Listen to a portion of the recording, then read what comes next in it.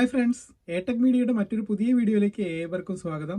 ഇന്നത്തെ video MacBook pro early 2011 15 inch.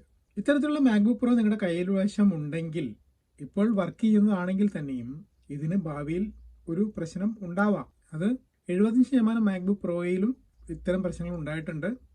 അപ്പോൾ അതെന്താണെന്ന് നമുക്കൊന്ന് നോക്കാം. എന്തായിരിക്കും ഇതിൻ്റെ പ്രശ്നം? മാക്ബുക്ക് പ്രോ 15 ഇഞ്ചും 17 ഇഞ്ചിനുമാണ് ഈ പ്രോബ്ലംസ് ഉള്ളത്. അപ്പോൾ നമുക്ക് എന്താണ് പ്രോബ്ലം നമുക്ക് നോക്കാം. ഇപ്പോൾ ഇത് മാക്ബുക്ക് പ്രോ 15 ഇഞ്ചാണ്, എയർലി 2011. എന്താണ് പ്രശ്നം എന്ന് നോക്കാം. ഞാൻ ഈ മാക്ബുക്ക് പ്രോ ഓപ്പൺ ചെയ്തിരിക്കുകയാണ്. ഇപ്പോൾ നിങ്ങൾക്ക് കാണാം വൈറ്റ് സ്ക്രീനാണ്. ഇപ്പോൾ ആപ്പിൾ ലോഗോ വന്നിട്ടുണ്ട്. ഇത് ബൂട്ട് ആവുന്നുണ്ടോ എന്ന് നമുക്ക് നോക്കാം. ഇത് സൂക്ഷിച്ച് നോക്കിയാൽ നിങ്ങൾക്ക് കാണാം ചെറിയ ചെറിയ ലൈൻസ് കാണാം. അത് ചിലപ്പോൾ വൈറ്റും ചിലപ്പോൾ ബ്ലൂവും ആയി കാണാവുന്നതാണ്. പക്ഷേ ഈ മാക്ബുക്ക് പ്രോയിൽ വൈറ്റ് ലൈൻ മാത്രമേ വരുന്നുള്ളൂ.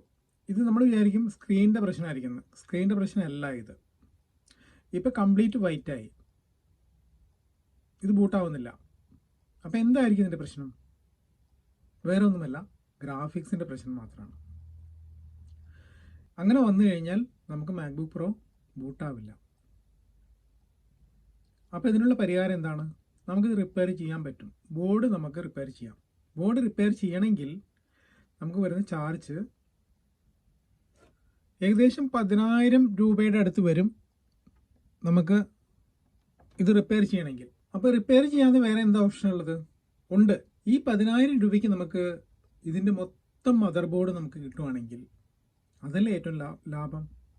കാരണം നമ്മൾ റിപ്പയർ ചെയ്ത് കഴിഞ്ഞാൽ, റിപ്പയർ ചെയ്യുന്നത് എങ്ങനെയാണെന്ന് വെച്ച് കഴിഞ്ഞാൽ ബൈപ്പാസ് ചെയ്തിട്ടാണ് റിപ്പയർ ചെയ്യാൻ പറ്റുള്ളൂ. അല്ലെങ്കിൽ പ്രോസസ്സർ നമുക്ക് സെപ്പറേറ്റ് വാങ്ങിക്കാൻ കിട്ടുന്നതല്ല. കിട്ടുമായിരിക്കും, പക്ഷേ ഞാൻ സെർച്ച് ചെയ്തിട്ട് ഇതുവരെ കിട്ടിയിട്ടില്ല. അപ്പോൾ പ്രോസസ്സർ നമ്മൾ ചേഞ്ച് ചെയ്യുന്നതിൽ നല്ലത് മൊത്തം മദർ ബോർഡ് നമ്മൾ മാറ്റാം.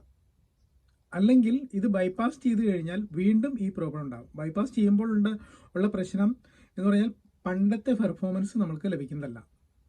കാരണം നമ്മൾ ഒരെണ്ണം ഓഫ് ചെയ്തിട്ട് രണ്ടാമത്തേൽ നിന്ന് ബൈപ്പാസ് ചെയ്യുകയാണ് ചെയ്യുന്നത്. ഏതെങ്കിലും ഒരു ഗ്രാഫിക്സിനായിരിക്കും കംപ്ലൈൻറ്റ് ഉണ്ടാവുക.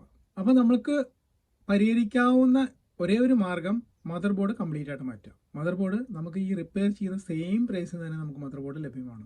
അത് എവിടെ ലഭിക്കുമെന്ന് ചോദിച്ചു കഴിഞ്ഞാൽ അലി എക്സ്പ്രസ്സിൽ ലഭിക്കും. ഞാൻ ഓൾറെഡി ഓർഡർ ചെയ്തിട്ടുണ്ട്. അപ്പോൾ ഈ പ്രോബ്ലം നമുക്ക് പരിഹരിക്കാൻ പറ്റുമോ എന്ന് നമുക്ക് നോക്കാം. ഇപ്പോൾ വൈറ്റ് സ്ക്രീനാണ്. ഇനി ഇതിൻ്റെ മദർ ബോർഡ് എനിക്ക് ഇതുവരെയും ലഭിച്ചിട്ടില്ല. അപ്പോൾ അത് ലഭിച്ചു കഴിഞ്ഞാൽ ഞാനിത് റിപ്പയർ ചെയ്യുന്നതായിരിക്കും. അതിൻ്റെ വീഡിയോ ഇതിൻ്റെ പിന്നാലെ വരുന്നതായിരിക്കും. അപ്പോൾ നിങ്ങൾക്ക് എല്ലാവർക്കും ഈ വീഡിയോ ഇഷ്ടപ്പെട്ടെന്ന് കരുതുന്നു. വീഡിയോ ഇഷ്ടപ്പെട്ടാൽ ലൈക്ക് ചെയ്യുക, കമൻറ്റ് ചെയ്യുക, സപ്പോർട്ട് ചെയ്യുക, സബ്സ്ക്രൈബ് ചെയ്യുക. വീണ്ടും മറ്റൊരു വീഡിയോയുമായി വരുന്നവരേക്കും ഏവർക്കും ഗുഡ് ബൈ.